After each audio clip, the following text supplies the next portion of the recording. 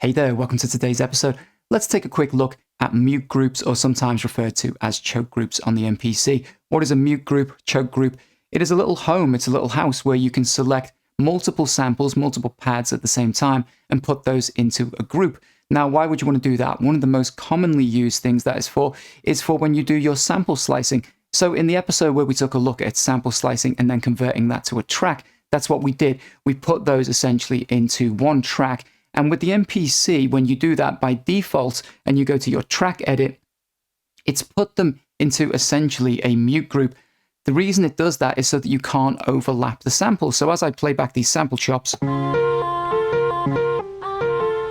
you notice it doesn't let me play multiple pads at the same time. They don't overlap. Now, there are a couple of ways that you can do this with the MPC. So when you slice and you convert, by default, that's what it does. But you'll notice what it's doing here is it's doing it on a global level, and it's just changing everything to monophonic playback, which essentially is the same thing. It means you can only play one pad at a time. You'll notice down here, we have a separate mute group option. So the reason for that is that, let's say within your 16 pads or more, you want some samples that do overlap, and you want some samples that don't. Now, the first way, we could just change this entire thing globally to polyphonic.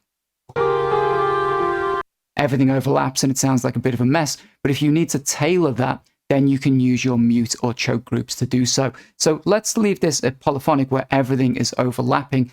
But let's be specific. I want these 4 pads at the bottom to be in a mute group. So I'm going to do the same here. I'm going to select this, choose this first pad, move it to 1, 1, 1, and 1.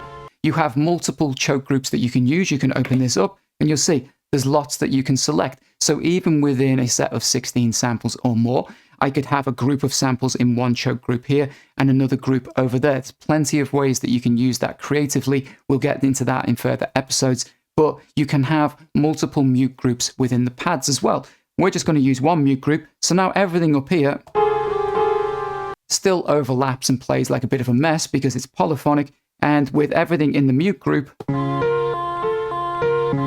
it's gone back to just as if we had everything set to monophonic. I hope that makes sense, but it's a great way to use your mute or choke groups. See you in the next one.